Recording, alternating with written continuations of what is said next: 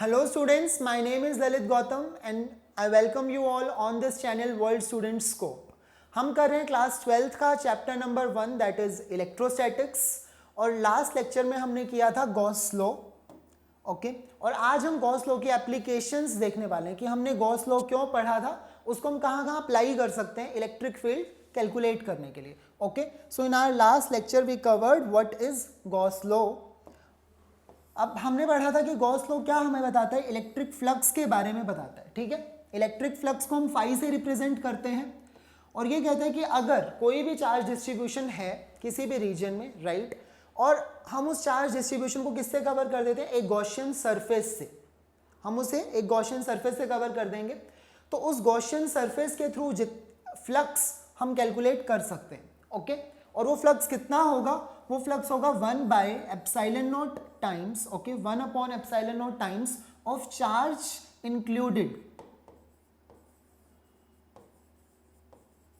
Included in that region. जो Gaussian surface ने जितना भी चार्ज इंक्लूड किया है वो चार्ज हमें पता होना चाहिए, उसका 1/ε0 टाइम्स हम करेंगे तो हम क्या कैलकुलेट कर सकते हैं, flux. Okay so this was Gauss law. ये गॉस लॉ ने हमें फ्लक्स कैलकुलेट करने का तरीका बताया है. इससे पहले हम ओरिजिनल डेफिनेशन फ्लक्स की कर चुके हैं. What is this, this is flux. और ओरिजिनल डेफिनेशन जो होती है फ्लक्स की कैलकुलेट करने की वो होती है कि हम डी फाई, अगर हम फ्लक्स देखते हैं थोड़ा सा फ्लक्स किसी भी रीजन से, ठीक है, so that will be dot product of vector E dot ds vector.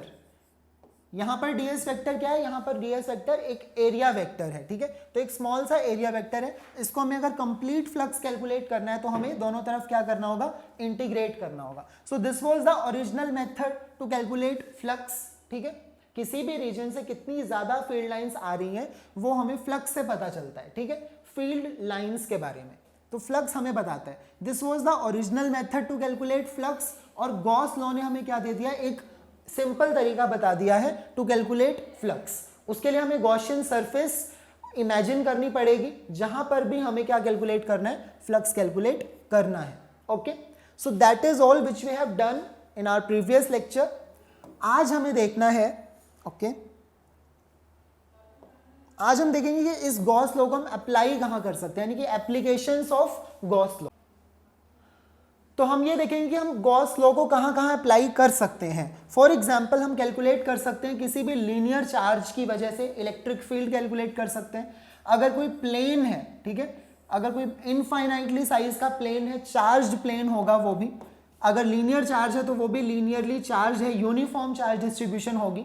Similarly एक स्फीयर भी हो सकता है. ओके स्फीयर कंडक्टिंग हो सकता है या फिर नॉन कंडक्टिंग हो सकता है. तो जितने भी केसेस एनसीईआरटी के अकॉर्डिंग आपको गिवन है वो सब हम यहां पर कवर करेंगे in this part application of Gauss law. तो चलिए स्टार्ट करते हैं एप्लीकेशन से.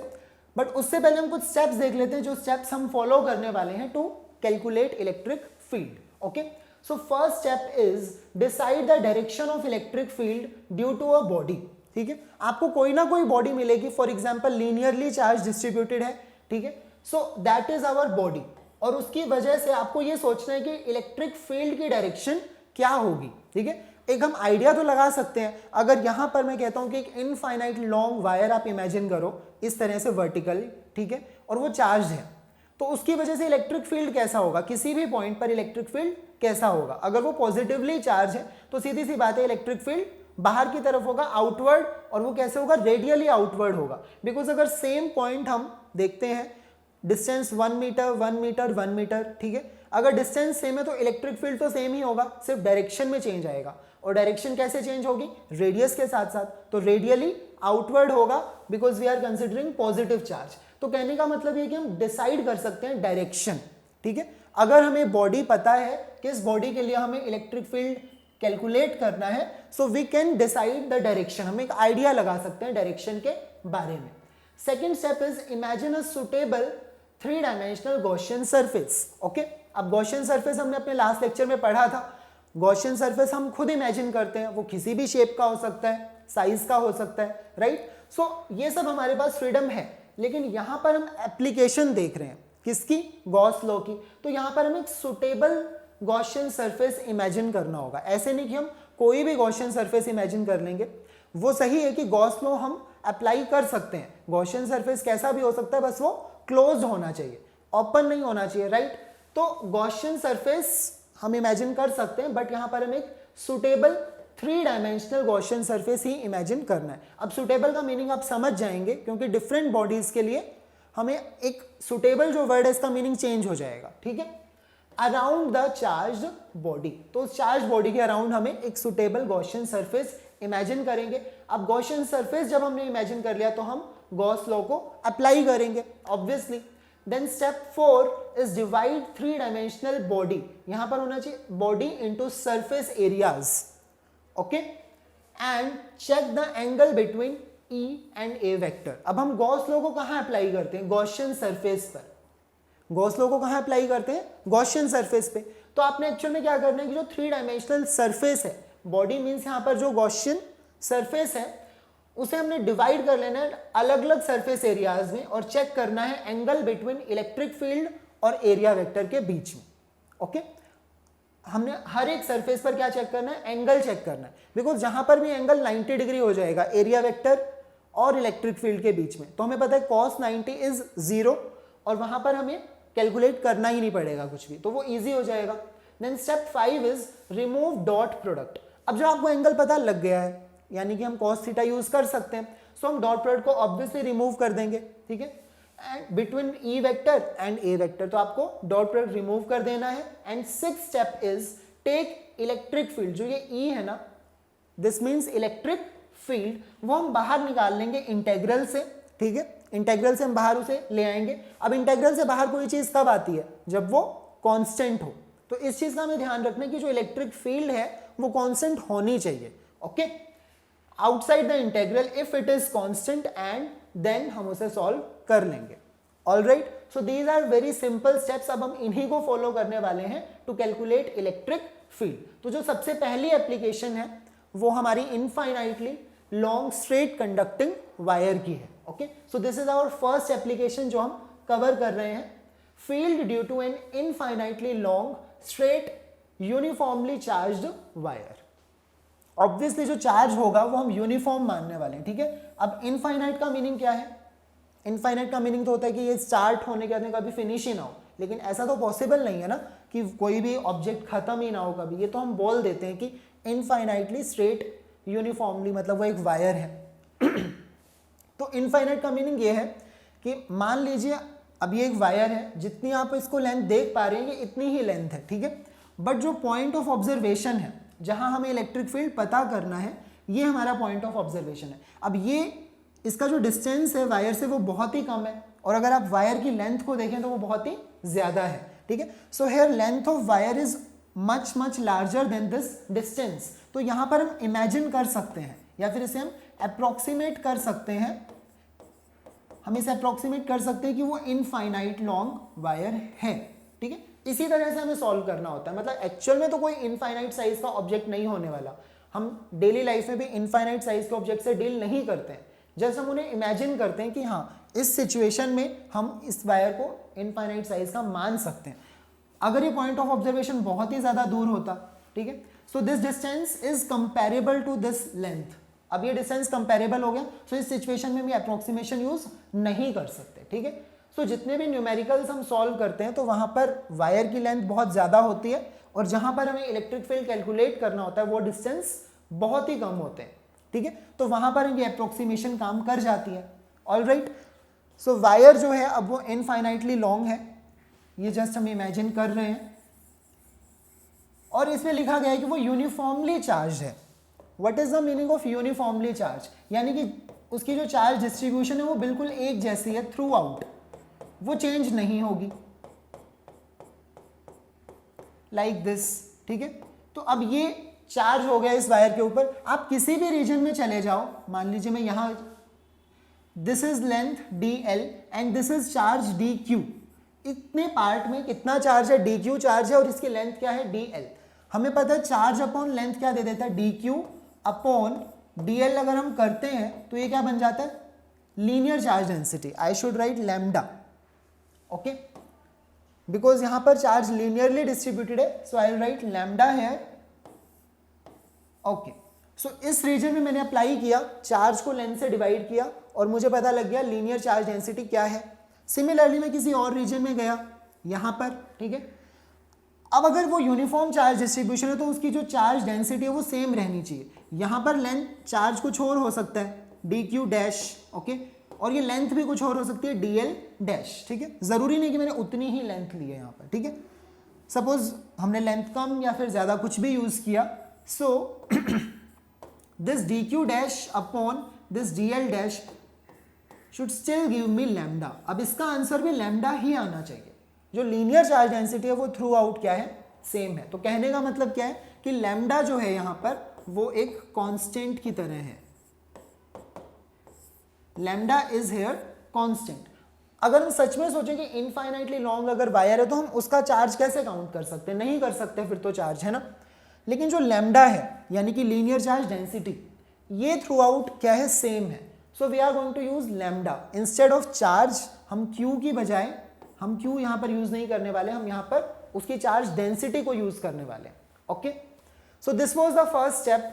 अब फर्स्ट स्टेप ये था कि हमें अगर बॉडी गिवन है तो उसकी वजह से हमें क्या देखना है, इलेक्ट्रिक फील्ड की डायरेक्शन, राइट। अब हमें ये देखना है कि डायरेक्शन क्या होगी, हमें जस्ट एक आइडिया लगाना है। तो अभी जैसे हमने कहा था, अगर एक वायर है सो उसकी वजह से कोई भी पॉइंट हो, now I am erasing all of this, ये हमें जरूरत नहीं है। ओके, अगर ये पॉइंट है आर डिस्टेंस अवे, ठीक है, इनके बीच में कितना गैप है, आर डिस्टेंस का गैप है। सो ये आर डिस्टेंस किसी भी डायरेक्शन में हो, वायर से इधर हो, इस साइड हो, कहीं पर भी हो, इलेक्ट्रिक फील्ड तो सेम होना चाहिए वायर की वजह से, बिकॉज वायर कैसी है, इनफाइनाइटली लॉन्ग है। तो इलेक्ट्रिक फील्ड यहां पर भी सेम होना चाहिए, यहां पर भी सेम होना चाहिए, सब जगह पर सेम होना चाहिए। ओके, वो हम मैग्नीट्यूड की बात कर रहे हैं। अब डायरेक्शन तो अलग हो सकती है। अब डायरेक्शन आप ये सोचिए कि इनफाइनाइटली लॉन्ग वायर है, ठीक है, हम ये मानेंगे कि जो पॉइंट है इसके ऊपर भी वायर उतनी ही ज्यादा है, इसके नीचे भी वायर उतनी ही ज्यादा है, ठीक है। जो वायर ऊपर और नीचे वो सेम है। सो इस पार्ट की वजह से, जो ऊपर है उसकी वजह से इलेक्ट्रिक फील्ड इस पॉइंट पर कुछ इस डायरेक्शन में होना चाहिए, है ना। जो ये अपर पार्ट है उसकी वजह से इलेक्ट्रिक फील्ड कुछ इस डायरेक्शन में होगा, जो ये लोअर पार्ट है उसकी वजह से इलेक्ट्रिक फील्ड कुछ इस डायरेक्शन में होगा, राइट, लोअर पार्ट की वजह से, और ये लगभग सेम ही होगा। अब हम इसे क्या करेंगे, रिजॉल्व करेंगे। वेक्टर है तो हम उसे रिजॉल्व कर लेंगे, इसका एक वर्टिकल कंपोनेंट, इसका एक हॉरिजॉन्टल कंपोनेंट।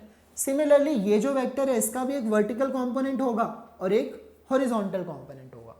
सो जो दोनों वर्टिकल कंपोनेंट है, this one and this one, ये तो एक दूसरे को कैंसिल कर जाएंगे, और जो हॉरिजॉन्टल कंपोनेंट है वो ऐड हो जाएगा।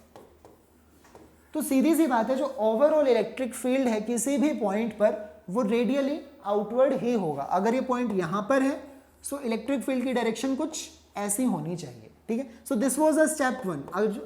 अगर हमें बॉडी गिवन है तो हम उसकी वजह से किसी भी रैंडम पॉइंट पर क्या देख सकते हैं, इलेक्ट्रिक फील्ड की डायरेक्शन का आइडिया लगा लेंगे, बिकॉज डायरेक्शन इंपॉर्टेंट है, हमारा गॉसियन सरफेस डिसाइड करने में वो हेल्प करेगी अगर हमें डायरेक्शन के बारे में आइडिया है तो। So now we know electric field is radially outward, किसी भी पॉइंट पर आप चले जाओ, ठीक है, रेडियली आउटवर्ड होगी उसकी डायरेक्शन। सो गॉसियन सरफेस कैसा होना चाहिए, अब हमारे पास बहुत सारी चॉइस है, बट हमें एक सुटेबल गॉसियन सरफेस चूज करना है, स्टेप नंबर 2, ठीक है। हमने बोला था कि एक सुटेबल 3 डायमेंशनल गॉसियन सरफेस होना चाहिए। तो यहां पर जो सुटेबल होगा that will be a cylindrical Gaussian surface. हमें एक सिलेंडर इमेजिन करना होगा और वो सिलेंडर हमारे पॉइंट ऑफ ऑब्जर्वेशन से पास करता हो। अब ये है पॉइंट ऑफ ऑब्जर्वेशन, तो इससे वो सिलेंडर पास करना चाहिए, ठीक है।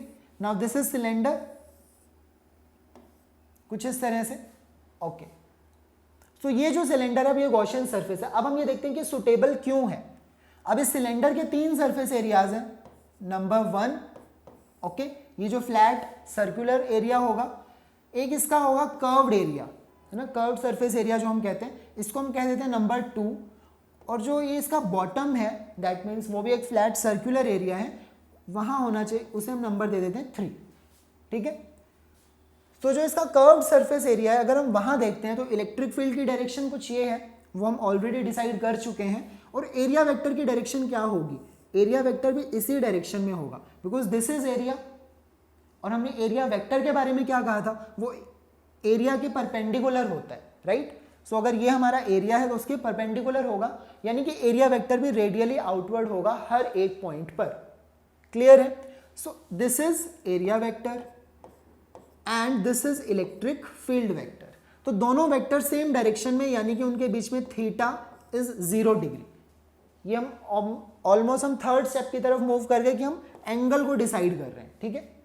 एंगल को डिसाइड कर रहे हैं और हमने एरिया को क्या कर लिया, कुछ पार्ट्स में डिवाइड कर लिया, 1, 2 और 3, राइट। सो यहां पर थीटा हो गया 0। अब इस वाले पार्ट पर देखते हैं जो एरिया नंबर 1 है। अब यहां पर एरिया वेक्टर तो कुछ इस डायरेक्शन में होगा क्योंकि प्लेन सर्कुलर है, ठीक है। तो ये होगा एरिया वेक्टर, लेकिन अगर इस पॉइंट पर मैं इलेक्ट्रिक फील्ड देखूंगा तो वो कुछ इस डायरेक्शन में रेडियली आउटवर्ड, ठीक है। This is the direction of electric field. दोनों के बीच में एंगल क्या है, 90 डिग्री, राइट। इलेक्ट्रिक फील्ड और एरिया वेक्टर के बीच में एंगल है theta is equal to 90 degree. अब ऑब्वियस सी बात है कि cos 90 पर 0 होता है, सो मैं एरिया नंबर 1 के लिए कुछ भी सॉल्व करने की जरूरत नहीं पड़ेगी क्योंकि थीटा ही 90 डिग्री आ गया। सो यहां पर cos 90 इज 0। सिमिलरली अगर हम थर्ड सरफेस एरिया की बात करते हैं जो कि अगेन सर्कुलर है और फ्लैट है, तो यहां पर भी एरिया वेक्टर कुछ डाउनवर्ड डायरेक्शन में होगा, कभी भी इनवर्ड नहीं होगा, बॉडी के अंदर नहीं होगा, बॉडी से बाहर, है ना, और एरिया के परपेंडिकुलर। ये है एरिया वेक्टर की रिक्वायरमेंट। अगर इस पॉइंट पर हम इलेक्ट्रिक फील्ड देखेंगे तो वो होगा रेडियली आउटवर्ड कुछ इस डायरेक्शन में। So again angle will be 90 degree और हम यहां पर इजीली सॉल्व कर सकते हैं। सो जो एरिया नंबर 2 है वहां जब हम इंटीग्रेशन को सॉल्व करेंगे तो वो होगी नॉन जीरो, क्योंकि यहां पर कुछ ना कुछ सॉल्व करने को हमें मिलेगा। यहां से इलेक्ट्रिक फील्ड लाइंस निकल रही हैं। अगर आप ये दोनों सरफेसेस से देखते हैं, अगर वैसे भी इमेजिन करो, ये जो इलेक्ट्रिक फील्ड लाइन है रेडियली आउटवर्ड, ये इस सरफेस एरिया से पास नहीं कर रही है ना, वो इस सरफेस एरिया से पास हो ही नहीं रही है। तो यहां पर फ्लक्स क्या होना चाहिए, 0 होना चाहिए। Same goes for this surface area. ये इलेक्ट्रिक फील्ड लाइन इस सरफेस एरिया से पास नहीं हो रही है। पास हो तब होती है अगर ये एरिया है, ठीक है, और वो इससे पास होकर जाती है, बट ऐसा तो नहीं है, वो इसके पैरेलल ही निकल जाएगी। इलेक्ट्रिक फील्ड लाइन इसके पैरेलल ही जाने वाली है। सो कोई भी इलेक्ट्रिक फील्ड लाइन इस एरिया से पास नहीं होगी, that means flux will be 0। तो ये है हमारा सुटेबल गॉसियन सरफेस से मीनिंग कि सुटेबल वो इस तरह से होना चाहिए कि हमें उसे सॉल्व करने में कोई दिक्कत ना आए। Okay, so this was just to give you an idea. अब हम एक्चुअल में इसे सॉल्व करना स्टार्ट करते हैं विद दिस डायग्राम। ओके, अब यहां पर आप देख सकते हैं कि ये एक इनफाइनाइटली लॉन्ग वायर है। इसको बस इमेजिन कर लो ऐसे, ठीक है, कि ये वायर कभी भी खत्म नहीं हो रही है और चार्ज्ड वायर है, ठीक है, पॉजिटिव हम इसके ऊपर चार्ज इमेजिन कर रहे हैं। अब ये जो हमने बनाया है ये क्या है, इसका सिलेंड्रिकल शेप में गॉसियन सरफेस है। This is Gaussian surface.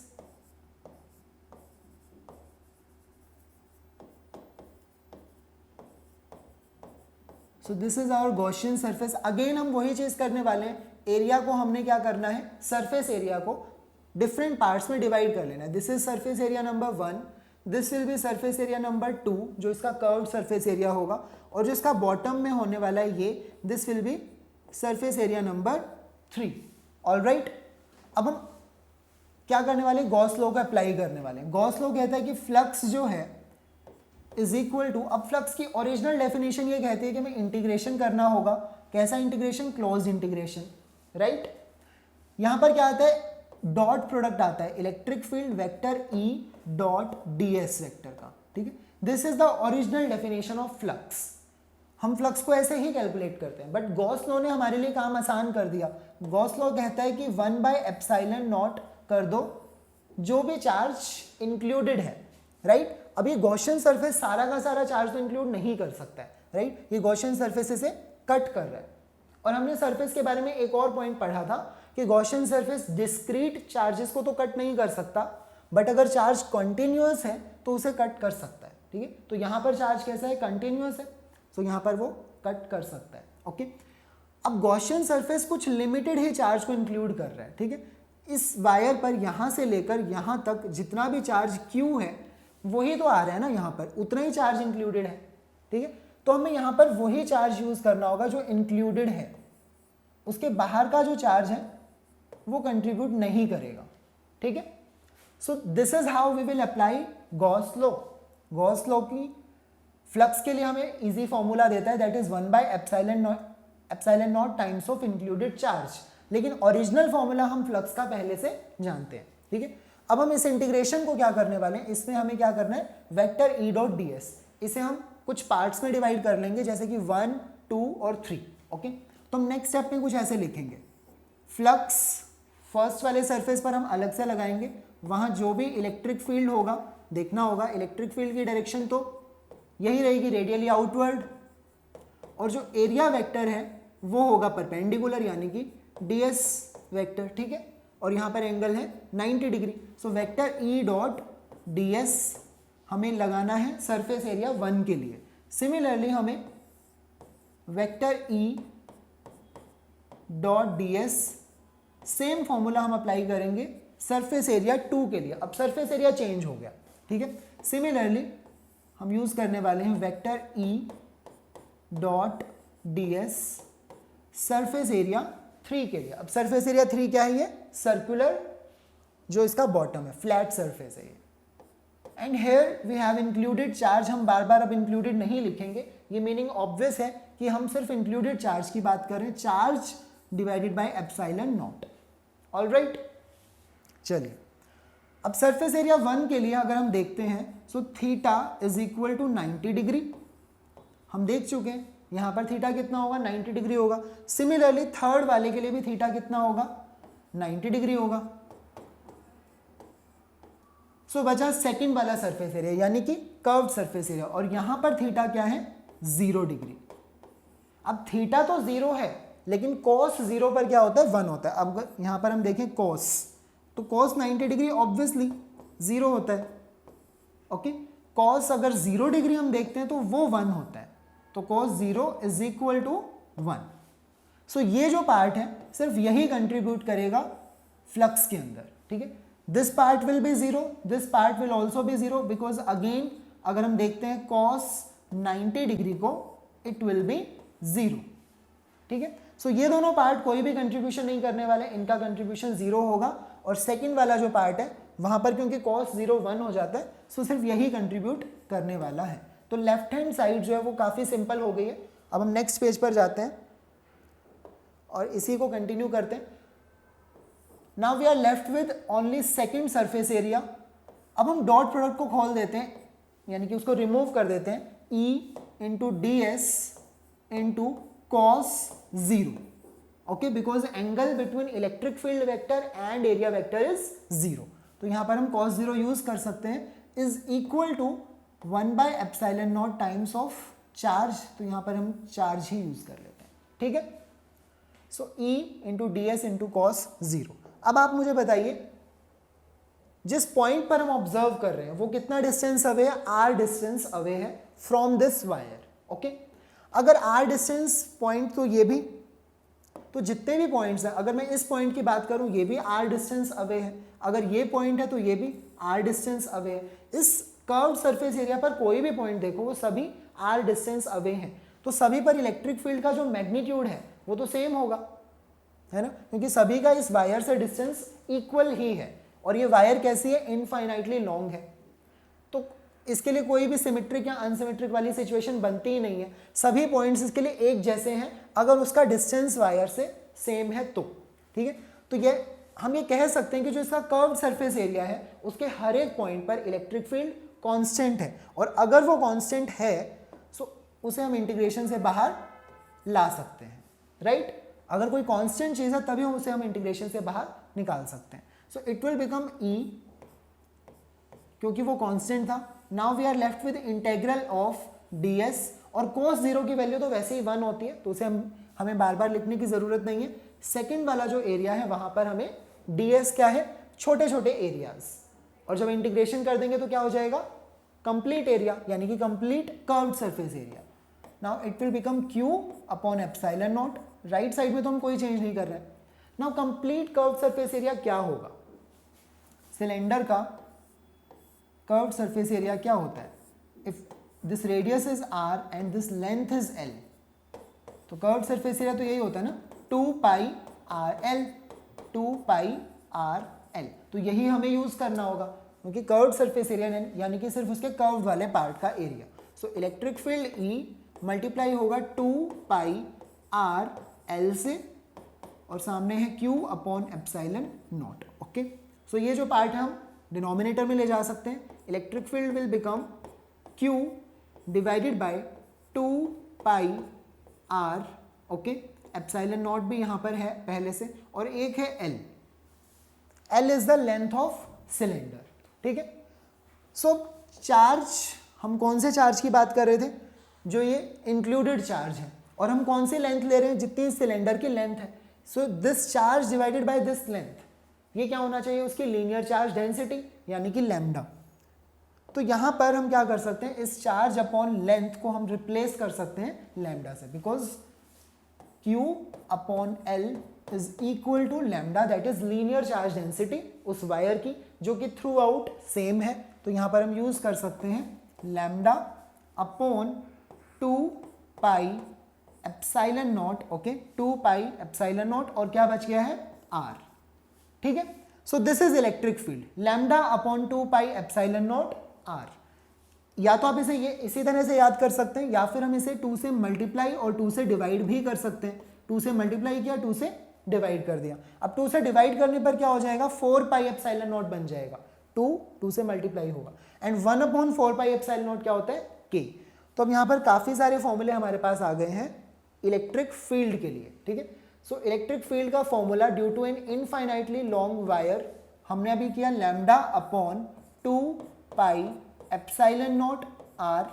आप इसे ऐसे भी याद कर सकते हैं, और अगर आप इसे 2 से मल्टीप्लाई डिवाइड करते हैं, ठीक है, सो it will become 2K lambda divided by R। All right, because K जो यहाँ पर कांस्टेंट है वो क्या होता है? 1 अपॉन 4 पाई एप्सिलॉन नॉट। ये हमने फर्स्ट या फिर बिल्कुल स्टार्टिंग के लेक्चर से पढ़ा था, जो कांस्टेंट जो कूलम्स लॉ में यूज होता है। तो ये तो वही है, 1 upon 4 pi epsilon not, right. So ये हम याद कर सकते हैं इलेक्ट्रिक फील्ड। तो की हेल्प से हमने क्या कर लिया? एक इनफाइनाइटली लॉन्ग वायर की वजह से इलेक्ट्रिक फील्ड कैलकुलेट कर लिया किसी भी पॉइंट पर जो कि R डिस्टेंस अवे है। ठीक है, so this is the application of Gauss law. अगर आप सिंपल कैलकुलेट करते विदाउट यूजिंग गॉस लॉ, ठीक है, तो हमें बहुत हेक्टिक के काम हो सकता था। ऐसा नहीं कि हम नहीं डिराइव कर सकते, वी कैन डिराइव, बट तब हमारी अप्रोच क्या होती? हम इस कंप्लीट वायर को क्या करते? छोटे छोटे चार्जेस में डिवाइड करते। Let's say this charge is dq। ठीक है, छोटा सा ये चार्ज है, और ये लेंथ क्या है? dl। ओके, और इस छोटे से चार्ज की वजह से इस पॉइंट पर जो कि R डिस्टेंस अवे है, ठीक है, इसका भी हमें कुछ ना कुछ डिस्टेंस मानना पड़ता है। Let's say this distance is x। ठीक है, और इसकी वजह से हम यहाँ पर देखते हैं कि कितना इलेक्ट्रिक फील्ड है। ठीक है, तो हम ओरिजिनल उस पर जाते हैं। इलेक्ट्रिक फील्ड कैलकुलेट करने के लिए जो ओरिजिनल फॉर्मूला क्या होता है? Electric field due to a point charge, वो क्या होता है? KQ upon R square. ठीक है, पॉइंट चार्ज की वजह से इलेक्ट्रिक फील्ड यही होता है। तो हमने इस वायर को छोटे छोटे चार्जेस में डिवाइड कर लिया, और इसको हम पॉइंट चार्ज इमेजिन कर सकते हैं। तो इस पॉइंट चार्ज की वजह से इतने डिस्टेंस पर कितना इलेक्ट्रिक फील्ड होगा वो हम कैलकुलेट करेंगे, उसे रिजॉल्व करेंगे। ठीक है, और फिर वर्टिकल कंपोनेंट्स कैंसिल हो जाएंगे, तो बचेगा सिर्फ हॉरिजॉन्टल कंपोनेंट, और इस तरह से सॉल्व करके फाइनली हम इस फॉर्मूला पर पहुंच सकते हैं। But this part is not given in NCERT, so हम इस अप्रोच को यूज नहीं कर रहे हैं। ओके, एनसीईआरटी के अंदर हमें इलेक्ट्रिक फील्ड कैलकुलेट करना है by using Gauss law, Gauss law को अप्लाई करके। तो हमने वही चीज की है। गॉस लॉ को अप्लाई करने से चीजें बहुत आसान हो जाती हैं, जिस तरह से हमने अभी सॉल्व कर लिया electric field due to an wire. ठीक है, सिमिलरली अब आपको बस ये फॉर्मूला ही यूज करना है। क्वेश्चन में आपको या तो linear charge density lambda given होगी, ठीक है, या फिर हो सकता है वो पूछ लें linear charge density, electric field बता दें, कुछ भी। यहाँ पर कोई भी एक पैरामीटर मिसिंग होगा और आपको दूसरा पैरामीटर निकालना होगा, राइट। तो ये बहुत ही सिंपल है बाय यूजिंग गॉस लॉ। अब एक और एप्लीकेशन हम कर लेते हैं, electric field due to an infinite plane sheet of charge. Okay, अभी जो हमारा चार्ज था वो 1 डायमेंशनल था। हमने एक लाइन पर देखा कि अगर चार्ज डिस्ट्रीब्यूटेड है, और वो लाइन कैसी है? Infinitely long. सिमिलरली अब हम अपने चार्ज को 2 डायमेंशंस में डिस्ट्रीब्यूट करने वाले हैं, यानी कि वो क्या बन जाएगा? प्लेन। और वो प्लेन कैसा होगा? इनफाइनाइटली लार्ज होगा। अगेन हम इनफाइनाइटली लार्ज प्लेन की बात कर रहे हैं, ठीक है। शीट ऑफ चार्ज, अगेन यहाँ पर जो चार्ज होगा वो यूनिफॉर्म होगा, यानी कि अब हम बात करेंगे सरफेस चार्ज डेंसिटी की। Now it will not be linear charge density, okay, it will become surface charge density, क्योंकि चार्ज सरफेस पर है अब, राइट। तो जो सिग्मा होगा surface charge density, that will be constant through out, okay. तो कुछ इस तरह से एक प्लेन होगा, आई एम जस्ट रफली पिक्चराइजिंग दिस। एक प्लेन है जो कि चार्ज है and this charge is uniform, ये जो चार्ज है वो यूनिफॉर्म है। इसकी सरफेस चार्ज डेंसिटी हमने मान ली सिग्मा। सिग्मा का मीनिंग क्या हुआ, आप कोई भी चार्ज ले लो डी क्यू और उसको उसके एरिया से डिवाइड कर दो, जितने एरिया में वो डिस्ट्रीब्यूटेड है, डी क्यू अपॉन में डी ए, ये क्या हो जाएगा सिग्मा, ठीक है। सो ये है एक प्लेन, और इसकी वजह से हमें किसी पॉइंट पर जिसका डिस्टेंस हमें गिवन होगा इस प्लेन से, लेट्स से वो आर डिस्टेंस है या फिर एक्स डिस्टेंस है, कुछ भी है, वो डिस्टेंस हमें गिवन है, और यहाँ पर हमें क्या कैलकुलेट करना है, इलेक्ट्रिक फील्ड। इस प्लेन की वजह से कितना इलेक्ट्रिक फील्ड होगा। अब से देखिए बिल्कुल लास्ट वाले की तरह जो अपर पार्ट है, क्योंकि ये इनफाइनाइट प्लेन है, ठीक है, ये ना तो ऊपर से खत्म होने वाला है ना नीचे से, राइट। तो इस पॉइंट का कुछ ये नहीं कि बिल्कुल इसके सेंटर में लाई करता है कि नहीं करता, वो सवाल ही नहीं आता, because this is infinite plane. अगर ये फाइनाइट प्लेन होता तब हमें सोचना पड़ता कि पॉइंट इसके सेंटर में होना चाहिए एग्जैक्टली, ताकि ऊपर का जो फील्ड है और नीचे का जो फील्ड है वो कैंसिल कर सके एक दूसरे को, but this time plane is infinite, alright. So जो अपर पार्ट है अगेन वो कुछ इलेक्ट्रिक फील्ड, ओवरऑल उसका इलेक्ट्रिक फील्ड कुछ इस डायरेक्शन में होगा, है ना, जो इस प्लेन का अपर पार्ट है, और जो लोअर पार्ट है उसका इलेक्ट्रिक फील्ड कुछ इस डायरेक्शन में होगा। अगेन दोनों को हम रिजॉल्व करेंगे, हॉरिजॉन्टल कंपोनेंट दोनों के क्या हो जाएंगे, ऐड हो जाएंगे, वर्टिकल कंपोनेंट दोनों के कैंसिल हो जाएंगे। तो कह सकते हैं कि ओवरऑल जो इलेक्ट्रिक फील्ड की डायरेक्शन है वो यही बचने वाली है, ठीक है। Electric field will be outwards, plane के perpendicular. Now if this is plane, अगर ये एक प्लेन है, ठीक है, कुछ इस तरह से, और इसको आप इनफाइनाइट प्लेन माने, ठीक है।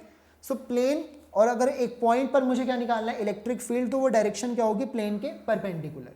किसी भी पॉइंट पर वो परपेंडिकुलर डायरेक्शन में ही क्या होगा, इलेक्ट्रिक फील्ड होगा, alright. So this was our first step कि हमें अगर बॉडी का आइडिया लग जाता है कि दिस इज बॉडी, तो उसकी वजह से हमें देखना है कि इलेक्ट्रिक फील्ड की डायरेक्शन क्या होगी, ठीक है। वो हमें पता लग गया कि इलेक्ट्रिक फील्ड की डायरेक्शन क्या होगी। नाउ वी विल सी कि गॉसियन सरफेस कैसी होनी चाहिए। अब अगेन क्वेश्चन यही आता है कि गॉसियन सरफेस कैसी होनी चाहिए, सुटेबल होनी चाहिए, राइट, जिस पर हम इजीली गॉस लॉ को अप्लाई कर सकें, ओके। सो अब इस सिचुएशन में आप देखिए सिलेंड्रिकल गॉस लॉ सरफेस को दिखाया गया है। हमने गॉसियन सरफेस जो यूज की है, this is our Gaussian surface, और वो अगेन सिलेंड्रिकल ही है, ठीक है, ओके। अब बट वो सिलेंडर हॉरिजॉन्टल वे में हमने उसको अलाइन किया ना कि वर्टिकली, ठीक है। अब उसका भी एक रीजन है कि हॉरिजॉन्टल इस तरह से रखने से हमारी जो चीजें वो सिंपल हो जाएंगी। Now this cylinder is our Gaussian surface, तो उसके कुछ सरफेस एरियाज होंगे, जैसे कि ये वाला हम मान लेते हैं 1, ठीक है, दिस वन जो कि एक फ्लैट सर्कुलर है। जो इसका कर्व्ड सरफेस एरिया उसको मान लेते हैं 2, और जो थर्ड एरिया है इसको मान लेते हैं 3, ठीक है। तो हमने गॉसियन सरफेस को 3 सरफेस एरियाज में डिवाइड कर दिया। डायरेक्शन हमें इलेक्ट्रिक फील्ड की पहले से पता है, अब हमें देखना क्या है, अलग अलग पार्ट्स में एरिया वेक्टर की डायरेक्शन अलग होगी, ठीक है। फॉर एग्जांपल अगर ये वाला जो फ्लैट सरफेस है, एरिया वेक्टर क्या होगा, इसके perpendicular, so this is ds vector, और इलेक्ट्रिक फील्ड तो ऑलरेडी इस डायरेक्शन में है, तो दोनों के बीच में थीटा यानी कि एंगल क्या हो जाएगा, 0। सिमिलरली जो फर्स्ट वाला एरिया है वहां पर इलेक्ट्रिक फील्ड और एरिया वेक्टर दोनों सेम डायरेक्शन में होंगे, right, so theta will again be 0।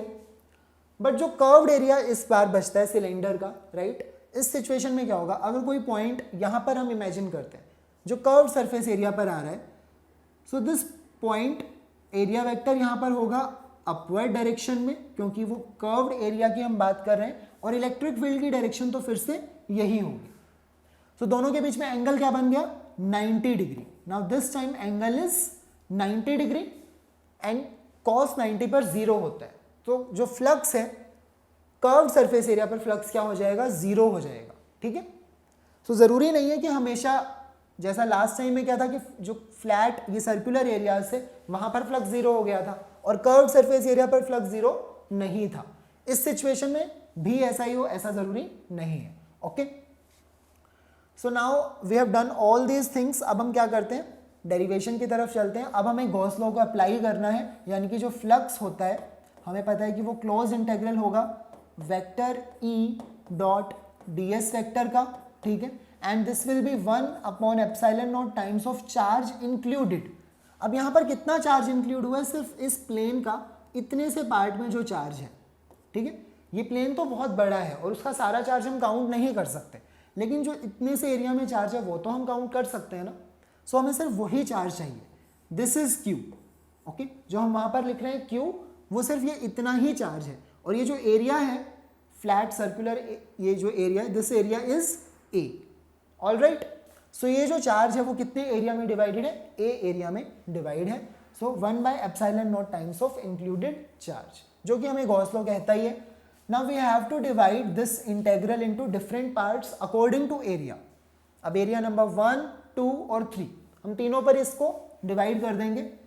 अब हमें पता है कि 1 और जो 3rd वहां पर तो वो काउंट होगा, बट जो सेकंड वाला एरिया उस पर वो काउंट होने वाला नहीं है, बट स्टिल एक बार हम लिख देते हैं। नंबर 1 हमें वही यूज करना है, वेक्टर ई कुछ इस तरह से और ds वेक्टर प्लस, ठीक है, ये एक पार्ट हो गया। सिमिलरली अब एक सेकंड पार्ट, यानी कि सेकंड वाला जो एरिया है vector E dot ds vector plus again हम करेंगे integral vector E dot ds vector हम करेंगे, और ये कौन से एरिया के लिए कर रहे हैं, 3rd वाले एरिया के लिए। यहां पर लिख देंगे हम 3, और सामने क्या है, इंक्लूडेड चार्ज डिवाइडेड बाय ε0, ठीक है, जो कि गॉस लॉ की डेफिनेशन है। राइट, अब जो एरिया 1 है और जो एरिया 3 है, यानी कि this area and this area, यहां पर तो फ्लक्स है। आप खुद ही सोच के देखो, जो इलेक्ट्रिक फील्ड लाइंस है इन एरिया से तो पास करने वाली हैं ऑब्वियसली, बट जो कर्व्ड एरिया है इस बार वहां से कोई भी फील्ड लाइन पास नहीं कर रही, उसको क्रॉस करके तो नहीं जा रही है। सो यहाँ जो फील्ड है, because theta here is 90 degree, क्योंकि यहाँ पर थीटा 90 डिग्री है, सो फ्लक्स को हम फाई से रिप्रेजेंट करते हैं, राइट, तो फ्लक्स विल बी 0, तो फ्लक्स हो जाएगा 0। तो इस पार्ट को हमें इंक्लूड करने की जरूरत अब नहीं है, बचे ये दोनों पार्ट, ठीक है। Now we have to solve this two integration, और हमें क्या करना होता है, डॉट प्रोडक्ट को रिमूव करना है। डॉट प्रोडक्ट को रिमूव करेंगे, सो ये बन जाएगा area number 1 E into D S. अब हम वेक्टर फॉर्म में नहीं लिख सकते, डॉट प्रोडक्ट हमने हटा दिया है, and angle cos is 0, right, plus हम करेंगे अगेन क्लोज इंटेग्रल, हम एरिया नंबर 3 की बात कर रहे हैं, ई इंटू डी एस, और कोस में हमें एंगल यूज करना होता है, angle is 0, right, charge divided by में ε0, right side as it is है। cos 0 की वैल्यू 1, cos 0 की वैल्यू 1, ठीक है। सो बचा क्या, ई डी एस और ई डी एस। अब ये जो इलेक्ट्रिक फील्ड है ये कांस्टेंट है। अब आप खुद ही सोचें, इस प्लेन सर्कुलर एरिया के हर एक पॉइंट, ना सिर्फ यही वाला पॉइंट P, कोई भी पॉइंट आप देखिए वो इस शीट से तो सेम डिस्टेंस पर ही है ना, और अगर डिस्टेंस सेम है तो वहाँ इलेक्ट्रिक फील्ड भी सेम होना चाहिए। So this electric field is constant, और उसे हम इंटीग्रेशन से बाहर निकाल सकते हैं। अगर वो कांस्टेंट है तो उसे इंटीग्रेशन से बाहर हम ला सकते हैं। तो यहाँ पर भी इलेक्ट्रिक फील्ड बाहर आ जाएगा, यहाँ पर भी इलेक्ट्रिक फील्ड बाहर आ जाएगा, तो बचेगा क्या, इंटीग्रेशन सिर्फ ds, जो छोटे छोटे एरियाज है उनका इंटीग्रेशन। सिमिलरली यहाँ पर भी इंटीग्रेशन ds, जो छोटे छोटे एरियाज हैं। सो इलेक्ट्रिक फील्ड इज आउटसाइड। अब जब हम ds का इंटीग्रेशन करेंगे, छोटे छोटे एरियाज का इंटीग्रेशन करेंगे, तो एक कंप्लीट जो एरिया है वो बन जाएगा, और ये कंप्लीट एरिया क्या है, कैपिटल A, यानी कि दिस वन। सो ये फर्स्ट इंटीग्रेशन हो गया। सिमिलरली जब हम इसे सॉल्व करेंगे, इलेक्ट्रिक फील्ड आपने इंटीग्रेशन से पहले ही बाहर निकाल दिया, और ds का इंटीग्रेशन करेंगे तो फिर से क्या बन जाएगा, कैपिटल A, ठीक है। Now this is Q upon ε0, right side is still same. अब ये तो सेम ही चीज है, E multiplied by area, E multiplied by area, E is the electric field. So हमें क्या करना है, वो बन जाएगा twice of electric field into area is equal to Q upon epsilon not. अब हमें इलेक्ट्रिक फील्ड को इस तरफ रखना है, बाकी सब कुछ हम वहां भेज देंगे। सो Q upon epsilon not, okay, और 2 भी यहां पर आ जाता है और एरिया भी नीचे आ जाएगा, ठीक है।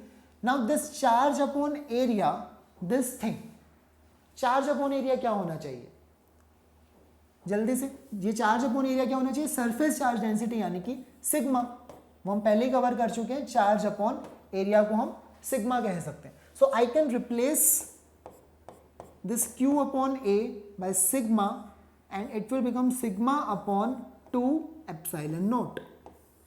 All right, so this is our final formula for electric field, okay.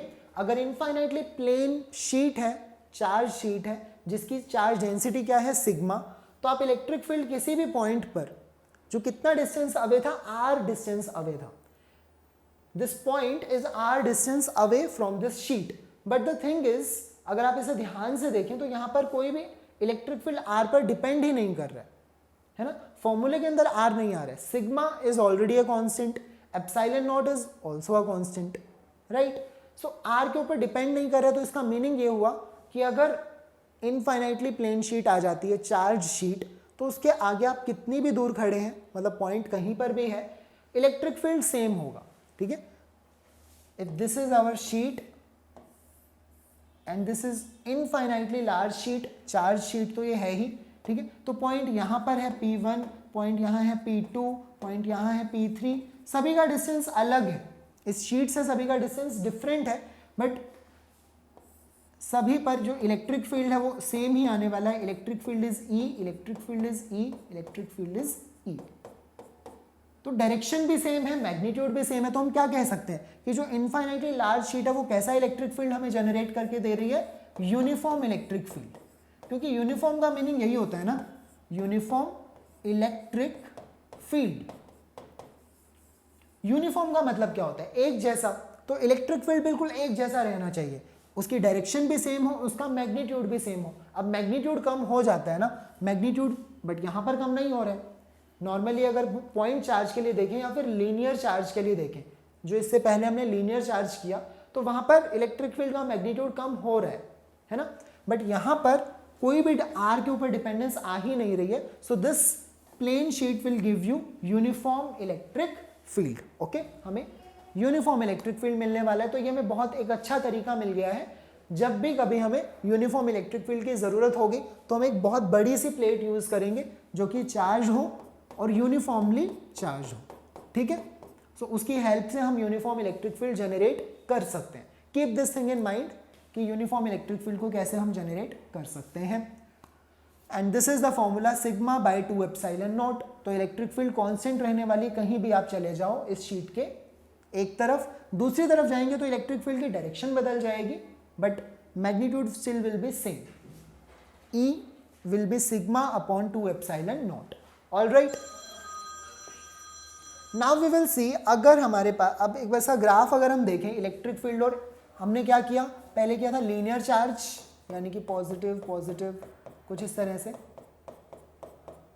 अगर इससे एक पॉइंट P है r डिस्टेंस अवे, तो हमने देखा इलेक्ट्रिक फील्ड कितना होगा, राइट। इलेक्ट्रिक फील्ड था lambda upon 2 pi epsilon naught r, ठीक है, ये इसका फॉर्मूला था। और अगर हम कांस्टेंट k को ले आते हैं जो कि 1/4 पाई एप्सिलॉन नॉट होता है, सो it will become 2k lambda divided by r, ठीक है। ये लीनियर चार्ज के लिए हम कवर कर चुके हैं। और प्लेन के लिए अगर हम देखें, इनफाइनाइट साइज के प्लेन, चार्ज्ड प्लेन को अगर हम देखते हैं, तो हमने देखा कि इलेक्ट्रिक फील्ड क्या है, सिग्मा अपॉन 2 एप्सिलॉन नॉट। अब इसमें ये पॉइंट मैटर ही नहीं करता कि वो पॉइंट कहाँ है, पॉइंट ऑफ ऑब्जर्वेशन कितने डिस्टेंस पर है, उसकी हमें ज़रूरत नहीं है, ठीक है, बस वो सिग्मा अपॉन 2 एप्सिलॉन नॉट होगा। सो अगर कोई बोलता है कि आपको ग्राफ बनाना है इलेक्ट्रिक फील्ड और दिस डिस्टेंस r के बीच में, ठीक है, तो यहाँ पर इलेक्ट्रिक फील्ड और r कैसे हैं, इन्वर्सली प्रोपोर्शनल है। Electric field is inversely proportional to r, क्योंकि ये जो चीज़ है 2k लैम्डा, लैम्डा तो कांस्टेंट होगी ना, लीनियर चार्ज डेंसिटी। अगर आपको एक बार लीनियर चार्ज दे दिया तो वो तो लैम्डा कांस्टेंट है, फॉर दैट पर्टिकुलर बॉडी। के ऑलरेडी कांस्टेंट है जिसकी वैल्यू 9 इंटू 10⁻9 होती है, ठीक है। So this r will vary और आर के साथ में इनवर्सली प्रोपोर्शनल होगा। सो graph between electric field and this distance r, अब ये जो ग्राफ होता है क्या होता है, हाइपरबोला का होता है। अगर आपने किया होगा ये हाइपरबोला का होता है, राइट, कुछ इस तरह से वेरी करेगा। जब आर बहुत ही कम होगा, है ना, when r will approach to 0, उस टाइम पर तो इलेक्ट्रिक फील्ड मैक्सिमम होगा, इलेक्ट्रिक फील्ड इन्फिनिटी को अप्रोच करेगा। और जब हमारा डिस्टेंस बहुत ही ज़्यादा इंक्रीज कर जाएगा इस वायर से, हम बहुत दूर चले जाएंगे, उस टाइम पर इलेक्ट्रिक फील्ड लगभग 0 के बराबर हो जाएगा। So in this way electric field will fall. अगर हम यहाँ देखते हैं तो इलेक्ट्रिक फील्ड में क्या होना चाहिए विद आर। अब हमें पता है कि इलेक्ट्रिक फील्ड चेंज ही नहीं कर रहा है, वो कांस्टेंट है, तो वो कांस्टेंट ही रहना चाहिए। Let's say this is sigma upon 2 epsilon not, वो यहाँ पर है। सो वो हर डिस्टेंस पर यही है, sigma upon 2 epsilon not, sigma upon 2 epsilon not. So एक स्ट्रेट लाइन बन जाएगी जो हमें बता रही है कि इलेक्ट्रिक फील्ड इज कांस्टेंट, ठीक है। तो यहाँ पर हमने कंपैरिजन कर लिया है हमारा इनफाइनाइट लॉन्ग वायर और इनफाइनाइटली प्लेन शीट, ठीक है। दोनों के बीच में इलेक्ट्रिक फील्ड के फॉर्मूला क्या होंगे, this will be formula for wire and this will be the formula for sheet, okay. और ये हो जाएंगे उनके graph, electric field versus r, यानी कि distance of that point of observation P। चलिए नाउ वी विल कंटिन्यू। अब जो गॉसियन सरफेस की बात है, गॉसियन सरफेस हमने कहा था कि कैसा भी हो सकता है, कैसे भी शेप का हो सकता है, बस वो सुटेबल, राइट। अब सुटेबल वर्ड का मीनिंग ये भी है कि यहाँ पर अगर हम सिलेंड्रिकल की बजाय एक रेक्टेंगुलर गॉसियन सरफेस कंसिडर करते, now this is our sheet जो कि इनफाइनाइटली लार्ज है, ठीक है। अब आप इसको इनफाइनाइटली लार्ज ही समझें। और अगर वो कोई बच्चा कहता है कि हमें रेक्टेंगुलर एक बॉक्स इमेजिन करना है, उसे हमें एज अ गॉसियन सरफेस क्यों इमेजिन नहीं कर सकते, तो हम बिल्कुल कर सकते हैं। Now this surface is equally, हम क्या कह सकते हैं, सुटेबल। जितना कि सिलेंड्रिकल सरफेस था वैसे ही ये भी इक्वली सुटेबल है, क्योंकि इसमें भी हमें कोई प्रॉब्लम नहीं आएगी सॉल्व करने में। लेट्स से कि ये जो एक साइड है ये एरिया ए है, सो ये वाली जो साइड है यहाँ पर भी एरिया क्या हो जाएगा, ए हो जाएगा, ठीक है। सो सिर्फ यही दोनों एरिया क्या करेंगे, कंट्रीब्यूट करेंगे। जो इलेक्ट्रिक फील्ड लाइंस हैं वो इन्हीं दोनों एरियाज से पास करने वाली हैं। अब जो बाकी का एरिया है रेक्टेंगल का, वहाँ इलेक्ट्रिक फील्ड और एरिया वेक्टर, अब एरिया वेक्टर इस अपर पार्ट के लिए क्या हो जाएगा, इस डायरेक्शन में, और इलेक्ट्रिक फील्ड तो रहेगा ही इस डायरेक्शन में, ठीक है। So angle will be 90 degree, ठीक है। अगर ये जो साइड वाली वॉल है उसमें एरिया वेक्टर कुछ इस डायरेक्शन में आ जाएगा, राइट, लेकिन इलेक्ट्रिक फील्ड तो अभी भी वही है, इसी डायरेक्शन में। So angle again will be 90 degree. तो ये जो साइड वाले जो लेटरल एरियाज है ना, ये कहीं पर भी कंट्रीब्यूट नहीं करेंगे, सिर्फ यही दोनों एरियाज बच जाएंगे, ठीक है। सो आप फिर से इंटीग्रल को सॉल्व करेंगे, एक एरिया ये होगा, एक एरिया ये होगा, बाकी सभी एरियाज पर फ्लक्स क्या होगा, 0, तो वो कंसीडर नहीं करना पड़ेगा। So this Gaussian surface is equally suitable. अगर कभी ऐसे रेक्टेंगुलर गॉसियन सरफेस देखने को मिले तो वो भी सही है, लेकिन शीट के लिए, अगर हम शीट की बात करें, अगर एक वायर है तो वायर के लिए यही गॉसियन सरफेस सुटेबल है कि हम एक सिलेंडर ही इमेजिन करें, ठीक है। कोई भी और गॉसियन सरफेस यहाँ पर इतनी सुटेबल नहीं है। हाँ, गॉसियन सरफेस की शेप कुछ भी हो सकती है गॉस लॉ जब हम अप्लाई करते हैं, बट यहाँ पर हम अप्लाई गॉस लॉ को जरूर कर रहे हैं, बट क्यों कर रहे हैं, इलेक्ट्रिक फील्ड कैलकुलेट करने के लिए। तो हमें ऐसी सरफेसेस चाहिए जहाँ पर इलेक्ट्रिक फील्ड कॉन्स्टेंट हो, ताकि वो इंटीग्रेशन से बाहर आ सके और फिर हम इलेक्ट्रिक फील्ड को ही क्या कर सकें, इवेल्युएट कर सकते हैं, ठीक है। तो यहाँ पर गॉसियन सरफेस रेक्टेंगुलर भी हो सकती है। Now we will move on to last topic of today, जो हमें देखना है electric field due to 2 sheets. अब एक शीट अगर सिंगल शीट है इनफाइनाइटली लार्ज, तो उसकी वजह से तो हमें पता है इलेक्ट्रिक फील्ड होता है sigma upon 2 epsilon not, okay. अब ये जो सिग्मा है वो चार्ज डेंसिटी है, राइट, और अगर वो पॉजिटिव चार्ज है तो हमें पता है इलेक्ट्रिक फील्ड आउटवर्ड्स होगा। अगर ये शीट पर नेगेटिव चार्ज हो तो इलेक्ट्रिक फील्ड की डायरेक्शन इनवर्ड होगी, तो वो सिग्मा से हो जाएगा, ठीक है। हमारा ये जनरल फॉर्मूला है इलेक्ट्रिक फील्ड का, सिग्मा अपॉन 2 एप्सिलॉन नॉट। अगर पॉजिटिव चार्ज है तो आप सिग्मा को पॉजिटिव डाल दो, तो वो पॉजिटिव का मीनिंग ही है कि वो बाहर की डायरेक्शन में है। और अगर sigma that means charge density is negative, तो आप इसको नेगेटिव यूज करो सिग्मा को, इलेक्ट्रिक फील्ड की डायरेक्शन अपने आप नेगेटिव आ जाने, ठीक है। नेगेटिव मीन्स इनवर्ड्स, प्लेन की तरफ, ठीक है। सो वो हम यहाँ पर सिग्मा को कुछ भी यूज कर सकते हैं, पॉजिटिव या फिर नेगेटिव, अकॉर्डिंगली हमें मिल जाएगा रिजल्ट। अब अगर दो शीट रखी हैं आमने सामने, now imagine this situation, this is sheet 1, ठीक है, ये भी इनफाइनाइटली लार्ज है और दूसरी एक शीट है वो भी इनफाइनाइटली लार्ज है, लेकिन दोनों की जो सरफेस चार्ज डेंसिटी है ना सिग्मा 1 और इसकी सरफेस चार्ज डेंसिटी सिग्मा 2, ठीक है, दोनों की सरफेस चार्ज डेंसिटी डिफरेंट है। हमें नहीं पता इस पर पॉजिटिव है कि इस पर नेगेटिव है, या फिर दोनों पॉजिटिव है या फिर दोनों नेगेटिव है, कुछ भी हो सकता है। सिग्मा 1 और सिग्मा 2 की जो वैल्यू है वो डिसाइड करेगी कि इनके ऊपर चार्ज कैसा है, ठीक है। सो अब हम क्या करेंगे, इलेक्ट्रिक फील्ड देखेंगे डिफरेंट रीजन्स में। Now these are 3 region, this is region number 1, this is region number 2 and this is region number 3, ठीक है। अब थर्ड रीजन में, अब सीधी सी बात है, ये वाली शीट से वो डिस्टेंस भले ही ज्यादा है, लेकिन हमें पता है डिस्टेंस पर तो इलेक्ट्रिक फील्ड डिपेंड ही नहीं करता ना, शीट के लिए इलेक्ट्रिक फील्ड डिस्टेंस पर डिपेंड नहीं करता। अब इस पॉइंट का डिस्टेंस यहाँ से ज़्यादा है और इस शीट से कम है, लेकिन कोई फ़र्क नहीं पड़ता, यहाँ पर इलेक्ट्रिक फील्ड दोनों की वजह से कंट्रीब्यूट होगा, सेम वे में यहाँ पर और यहाँ पर भी। तो let's write 1 by 1, okay. Electric field हम लिखते हैं सबसे पहले रीजन 1 के लिए, रीजन नंबर 1 के लिए डायरेक्शन का ध्यान रखेंगे, ठीक है। This is sheet 1 and this is our sheet number 2, ठीक है। तो इसकी वजह से जो इलेक्ट्रिक फील्ड होगा वो होगा E1।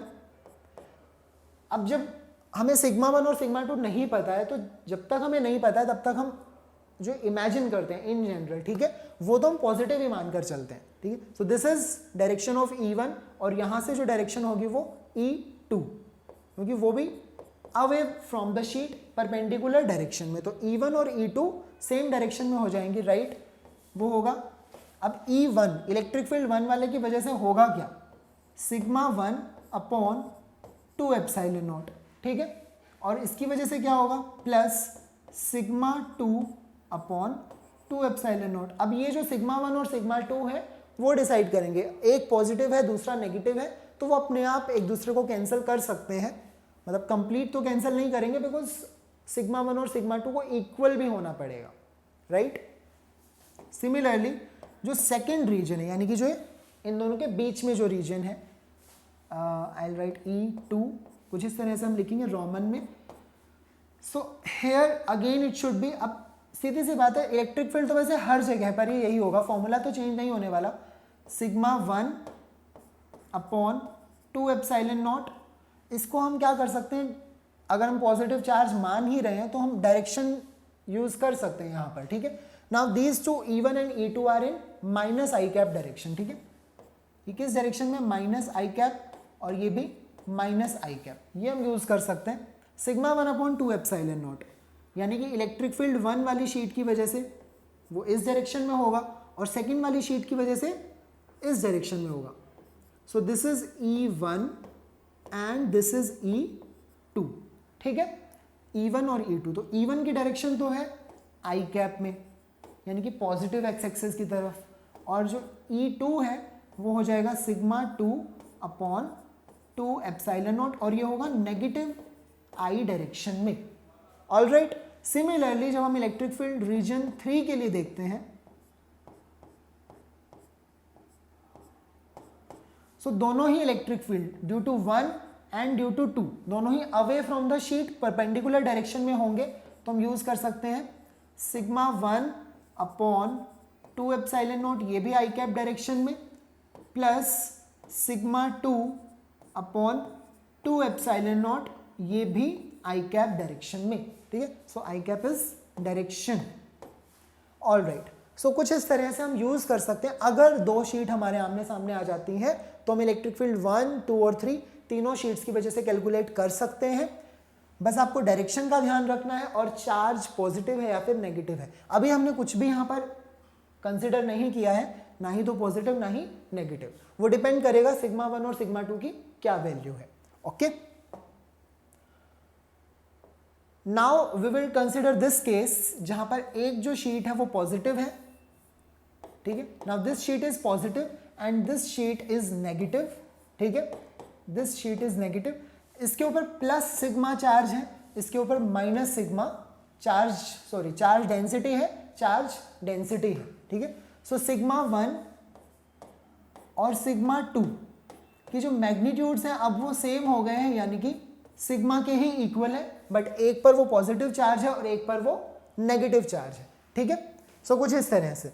नाउ अगर हम रीजन 1 की बात करते हैं, रीजन 2 और रीजन 3, तो अब ये जो चार्ज डेंसिटी वो इक्वल और ऑपोजिट है।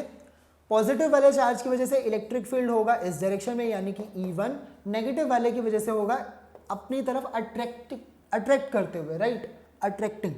So this will B E2, और ये एक दूसरे को कैंसिल कर देंगे because this is plus sigma, this is minus sigma, तो वो इक्वल और ऑपोजिट आने वाला है। यहां पर पॉजिटिव वाले की वजह से रिपल्सिव, नेगेटिव वाले की वजह से अट्रैक्टिव।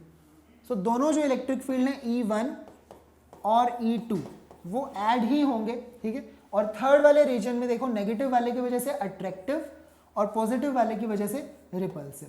सो जो रीजन 1 है ना, यहाँ पर इलेक्ट्रिक फील्ड 0 हो जाएगा, कैंसिल कर देंगे, और जो रीजन 3 है वहाँ भी इलेक्ट्रिक फील्ड कैंसिल हो जाएगा।